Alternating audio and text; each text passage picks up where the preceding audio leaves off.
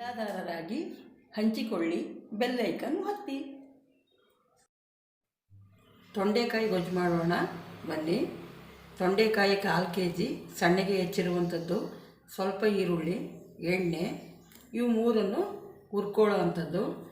ರುಬ್ಬಿಕೊಳ್ಳುವ ಸಾಮಾನು: ಈರುಳ್ಳಿ, ಬೆಳ್ಳುಳ್ಳಿ, ಚಕ್ಕೆ ಲವಂಗ ಪುಡಿ, ಒಂದು ಸ್ವಲ್ಪ ಕೊತ್ತಂಬರಿ ಸೊಪ್ಪು, ಅರಿಶಿನ, ಕೊತ್ತಂಬರಿ, ಒಣಮೆಣಸಿನಕಾಯಿ, 1 ಕಪ್ಪಾಗಷ್ಟು ತೆಂಗಿನಕಾಯಿ ಮತ್ತು ಟೊಮೆಟೊ ಒಂದು ದೊಡ್ಡದು.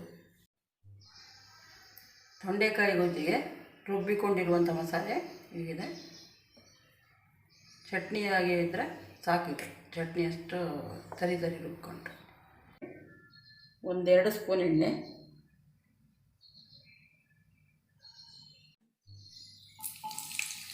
ಈಗ 1 ಹಸಿಮೆಣಸಿನ್ಕಾಯಿ, ಒಂಚೂರು ಈರುಳ್ಳಿ ಒಗ್ಗರಣೆಗೆ.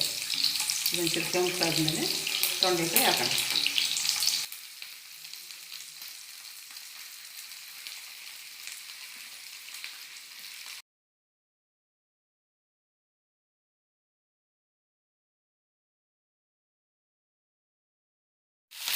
ಒಂದು 10 ನಿಮಿಷ ಈಗ ಎಣ್ಣೆಲೆ ಬಾಡಿಸ್ಕೊಂಡಿದ್ದೀನಿ.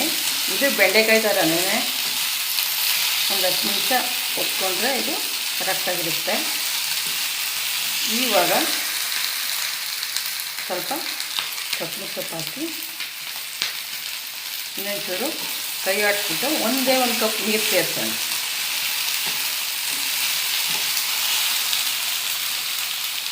ಒಂದು ಕಪ್ ನೀರು ಸೇರಿಸೋಣ.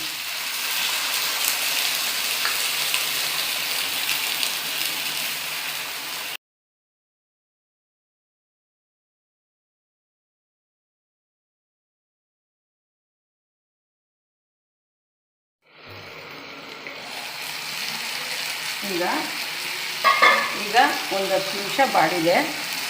ಏನಕ್ಕೆ ಇದು ನೀರು ಹಾಕಿ ಬೇಯಿಸ್ಕೊಂಡೆ ಅಂತಂದರೆ ಸ್ವಲ್ಪ ಸ್ಮೂತ್ ಆಗಲಿ ಅಂತ ಎಣ್ಣೆಲಿ ಹುರಿದ ಮೇಲೆ 1 ಕಪ್ ನೀರು ಹಾಕಿ ಇದನ್ನು ಬೇಯಿಸ್ಕೊಬೇಕು.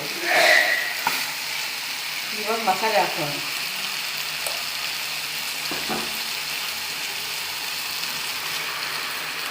ನಾವು ರುಬ್ಬಿರುವಂಥ ಮಸಾಲೆ,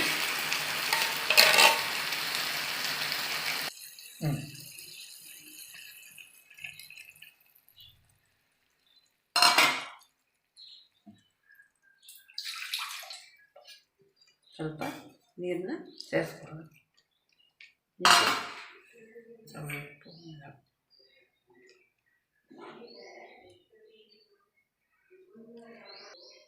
ಈಗ ಮಿಕ್ಸ್ ಮಾಡ್ಕೊಂಡಿದ್ದೀವಿ.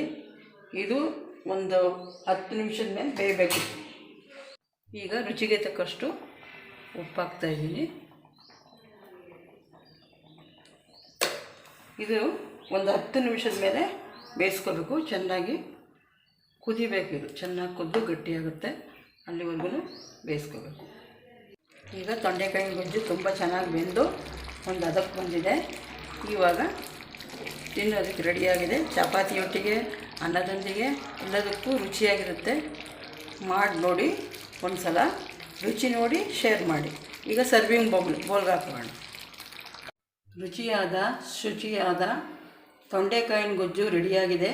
ಅನ್ನದೊಂದಿಗೆ, ಚಪಾತಿಯೊಂದಿಗೆ ತುಂಬ ಚೆನ್ನಾಗಿರುತ್ತೆ. ಒಂದು ಸಲ ಮಾಡಿ ರುಚಿ ನೋಡಿ, ಲೈಕ್ ಮಾಡಿ, ಸಬ್ಸ್ಕ್ರೈಬ್ ಮಾಡಿ.